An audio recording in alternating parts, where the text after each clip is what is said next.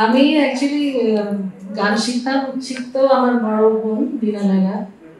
তো ওনার সাথে বসে যেতাম, ওস্তাদজি আসতেন যখন ক্লাসিক্যাল শিখতেন উনি, আমি বসে যেতাম এবং ও যা শিখতো ওগুলো আমি আমি ঘুরে বেড়াতাম, বুঝতাম না, ছোট ছিলাম তখন অনেক।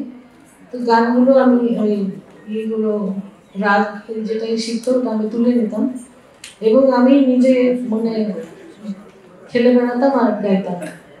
তো একদিন আমাদের ওস্তাদজি উনি হঠাৎ করে চলে এসেছেন, আমি উনি আমার গান শুনে উনি আমার আম্মাকে বললেন, আমি আমার নাচের আমার ভীষণ শখ ছিল, নাচও শিখেছি 4 বছর, ক্লাসিক্যাল ডান্স। তো উনি আমার মাকে বললেন যে ওর খুব ভালো মেমোরি, আর এতটুকু মেয়ে এই কঠিন কঠিন গানগুলো সে তুলে ফেলেছে, ওকে আপনারা গান শেখান। তো সেই থেকে গান শেখা শুরু হলো। 6 বছর বয়সে প্রথম স্টেজে প্রোগ্রাম করলাম। সেদিন আমার বড় বোনের গাওয়ার কথা ছিল, কিন্তু শেষ মুহূর্তে উনি অসুস্থ হয়ে যাওয়াতে বাবা মা বললেন যে অর্গানাইজার তো মাথায় হাত দিয়ে বসে আছে যে নাম অ্যানাউন্স হয়ে গেছে, এখন কি করবো। তো বাবা মা বললেন যে একে দিয়ে গাওয়ান। বললেন একটু দিয়ে কি গাইবে, বলে আপনি নিয়ে যান, পারবে।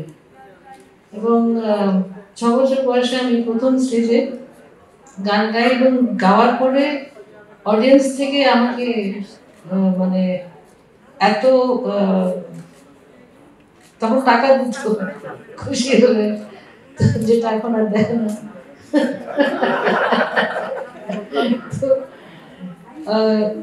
আমি তো খুব খুশি যে অনেক চকলেট কেনা যাবে ওখানে। এরপরে 9 বছর বয়সে ইন্টার স্কুল মিউজিক কম্পিটিশনে আমি আমার স্কুলের তরফ থেকে মানে জয়েন করলাম। সেখানে আমি ফার্স্ট প্রাইজ পেয়েছি, সেটা 9 বছর বয়সে। তারপর 12 বছর বয়সে আমাকে বললো একটা ফিল্মের গানের জন্য। লাহোরে থেকে মিউজিক ডিরেক্টর প্রডিউসার ডিরেক্টর এসে আমার গান শুনলেন, শুনে বললেন যে ফিল্মের জন্য গলা ভালো, কিন্তু কিছু জিনিস টেকনিক্স ওনাকে জানতে হবে।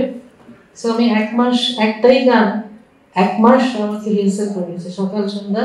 তার মধ্যে স্কুল যেতে হতো, ভোরবেলা উঠে স্কুলে যেতাম, গিয়ে এসে তারপর প্র্যাকটিস হতো, প্র্যাকটিস করে হোমওয়ার্ক করতাম, করে আবার খেয়ে আবার সকাল।